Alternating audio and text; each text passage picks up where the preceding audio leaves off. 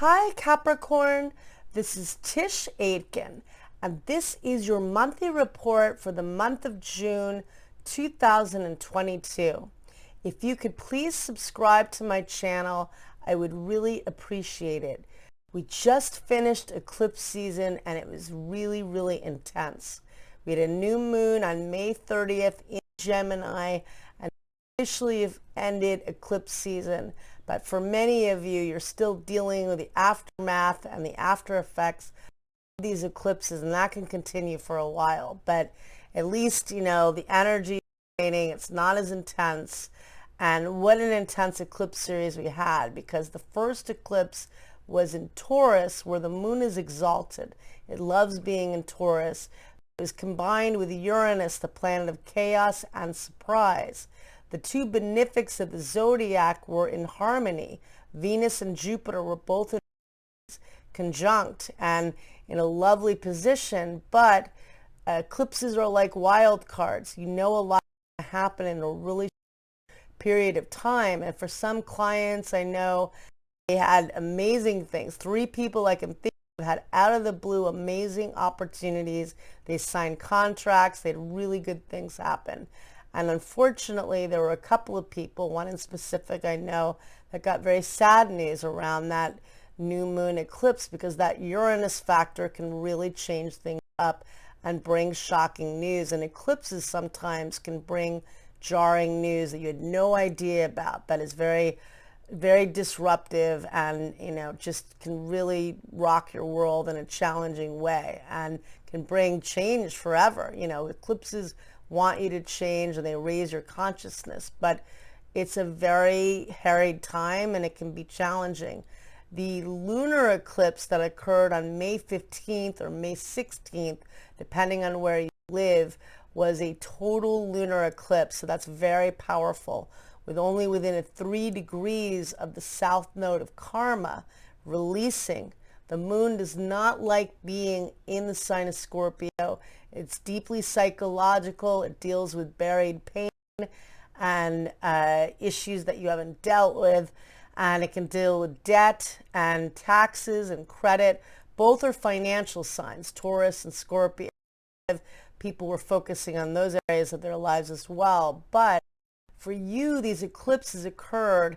The new moon eclipse occurred in your house of romance and love affairs and children and creativity.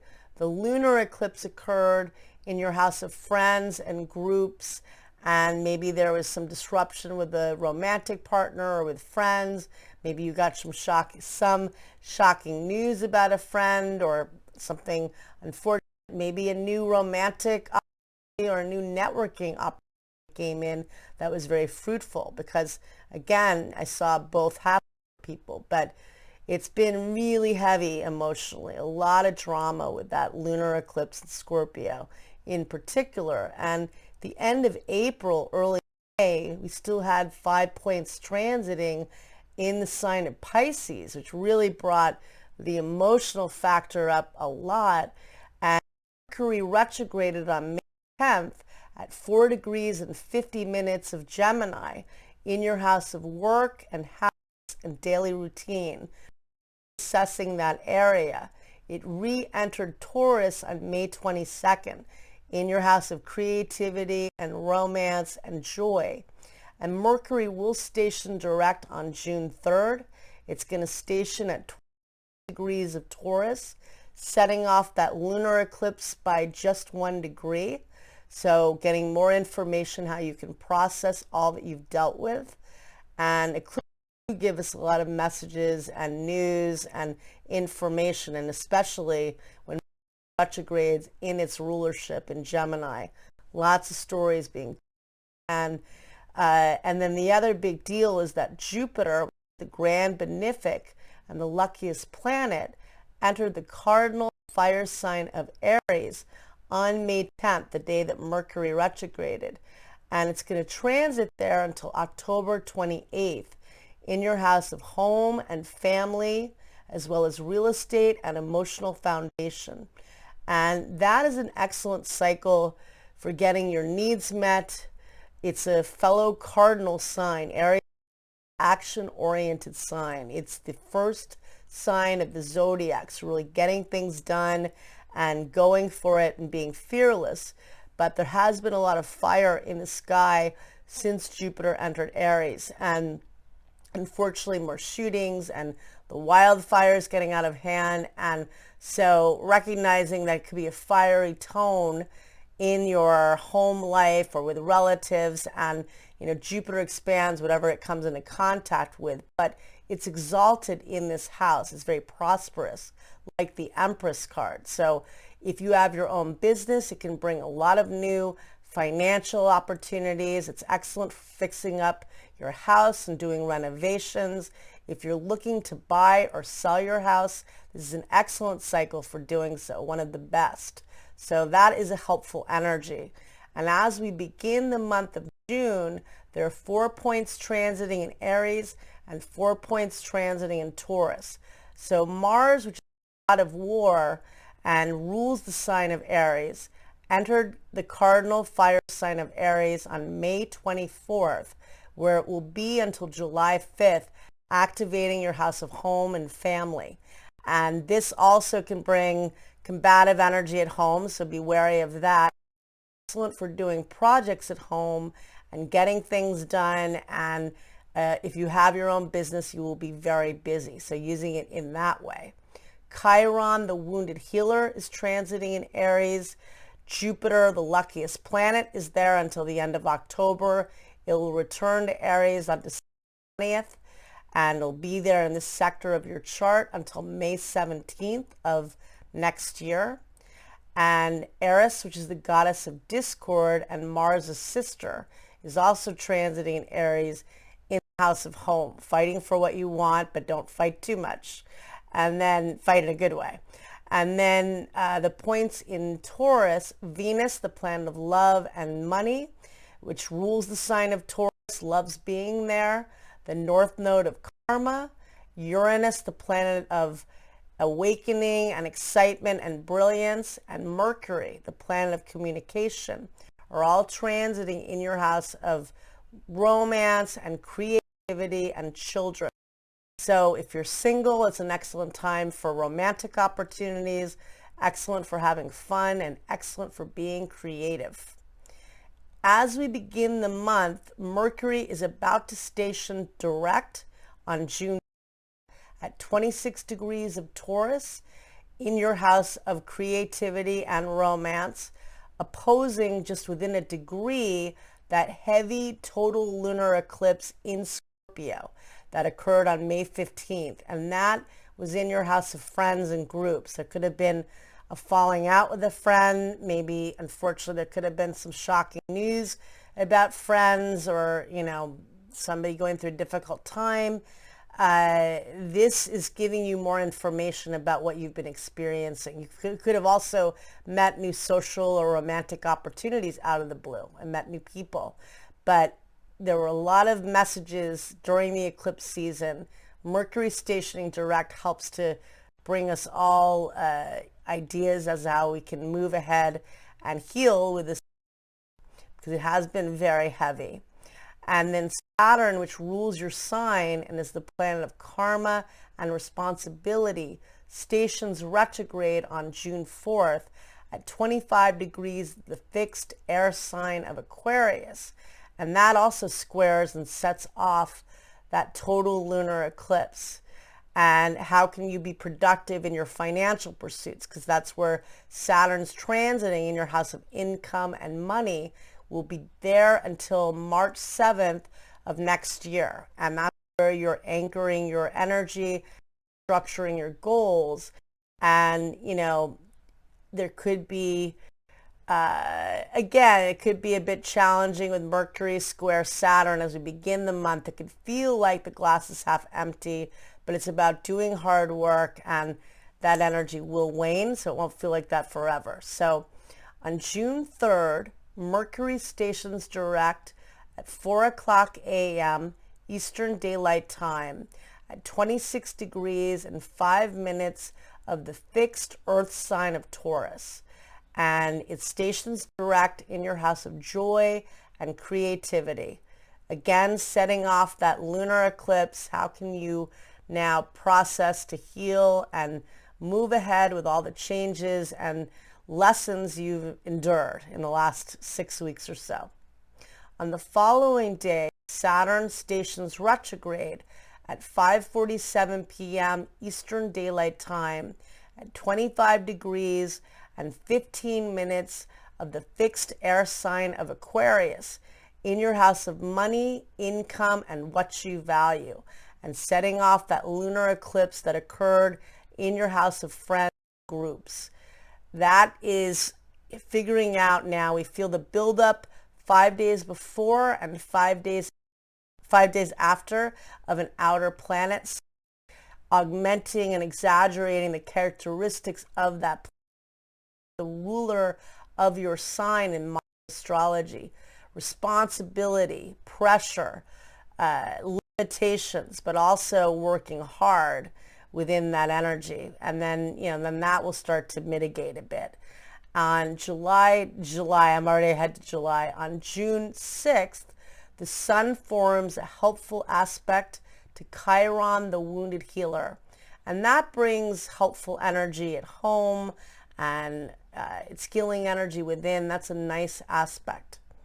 On June 10th, Mercury, which is the planet of communication, forms a beautiful aspect to Pluto, the planet of power and transformation, which is transiting in your sign and retrograded at the end of April, the day before the solar eclipse in Taurus. And Mercury trine Pluto is a very good aspect for research, for getting to the bottom of things. It could be good for you romantically, and that occurs at 5:21 p.m. Eastern Daylight Time. On June 13th, Mercury, which is the planet of communication, changes signs and enters the mutable air sign of Gemini at 11:27 a.m. Eastern Daylight Time, where it will transit until July 5th in your house of work and habits and daily routine. Excellent for getting organized and getting things done at work. Excellent for focusing on a health and nutrition program. So that's a really good energy for being productive. And Mercury loves being in Gemini too, so good for networking for everyone.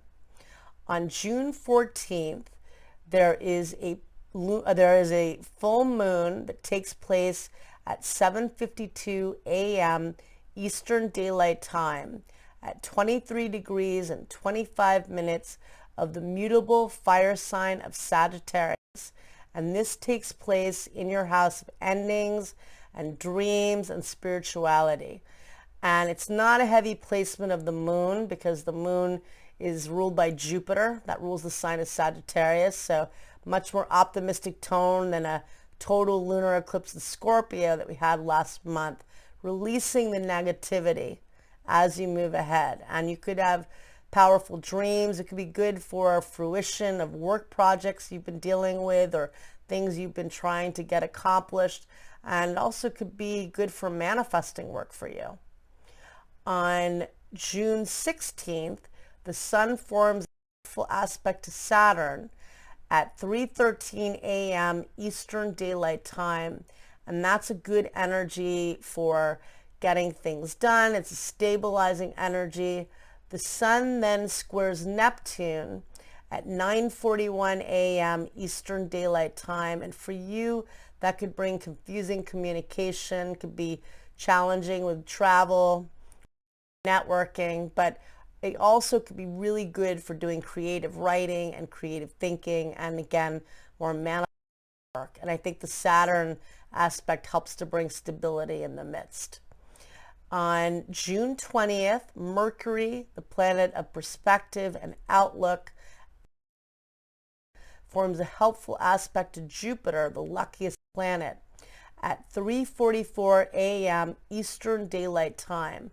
And that's a very optimistic, and that's good for you for creativity and love, and good for getting your needs met. On June 21st, we have the solstice, and in the northern hemisphere, that's That's when the sun is at its maximum declination of the celestial equator. And in the southern hemisphere, it is at the lowest declination. And it's the beginning of the summer in the northern hemisphere, and it's the beginning of the winter in the southern hemisphere. And the sun stops still for approximately a few days. And in Latin, sol means sun, and sistere means to stop, and you stop and reflect on what the season has in store. And the sun enters Cancer at 5:14 a.m. Eastern Daylight Time, where it will be until July 22nd, transiting in your house of partnerships and relationships. The sun shines wherever it transits, so it's bringing light and levity in your house of relationships. And on the day of the solstice, Venus, the planet of love and beauty and money, forms an excellent aspect to Pluto, the planet of empowerment, at 4:23 p.m. Eastern Daylight Time. And that bodes well for romance and money and creativity and transforming in a time of loss and heaviness in the world. And I cast the chart for the solstice, and a solstice chart as Gemini rising with Mercury as the ruler. Mercury is in its domicile in Gemini, where it loves to be, in the house of spirituality and dreams and imagination. There's a lot of emphasis in Aries. The moon is in Aries, conjunct Jupiter, the luckiest planet, in the house of friends and groups, finding courage to expand through building community. And there's a lot of emphasis on planet Taurus in the house of spirituality and unconditional love. Venus is in its rulership in Taurus, conjunct the north node of karma, in the house of selflessness.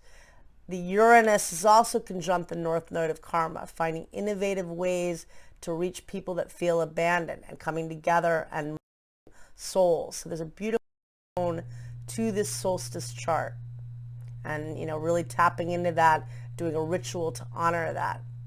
On June 20th, Venus, the planet of love and money, changes signs and enters the mutable air sign of Gemini at 5:34 p.m. Eastern Daylight Time, where it will be until July 17th in your work and daily routine, finding more creativity in your work and also finding joy and happiness in your workout routines, in getting in shape and getting healthy, and getting organized too, and decluttering perhaps, and beautifying your workspace. On June 25th, Jupiter, the luckiest planet, aspects the north node of karma, and that could bring fated connections and opportunities. Pay attention to whom you meet and what happens at that time. On June 27th, Mars forms a helpful aspect to Saturn at 6:29 p.m. Daylight Time. That's good for structuring your work and getting things done. On June 28th, a lot is happening. We have the second planetary station. Neptune stations retrograde at 3:54 a.m. Eastern Daylight Time at 25 degrees and 27 minutes of the mutable water sign of Pisces. We feel that build up 5 days before and 5 days after. It happens in your house of communication and information. You may get some news, maybe some deception gets uncovered, maybe some things can get dissolved with that energy, and it can just cast a fog and just feel very, tiring and enervating for all of us. But there also is a new moon on that day, so new beginnings as well. Before the new moon, the sun squares Jupiter, the luckiest planet, 49 p.m. Eastern Daylight Time at 8:59 p.m. Eastern Daylight Time, and that brings an expansion, and I don't think it's a bad aspect. It brings a lot happening. The new moon occurs at 10:52 p.m. Eastern Daylight Time at 7 degrees and 23 minutes of the cardinal water sign of Cancer, relationships and partnerships.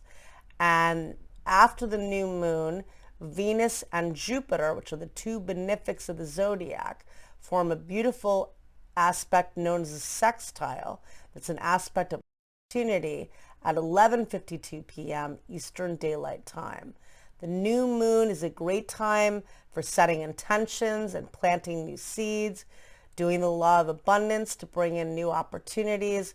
And for you, this new moon chart falls in your house of partnering. So if you're single, again, excellent for meeting new people, romantic opportunities, good for professional opportunities, and partnering with the world at large. I wish you a lot, Capricorn, and thank you very much.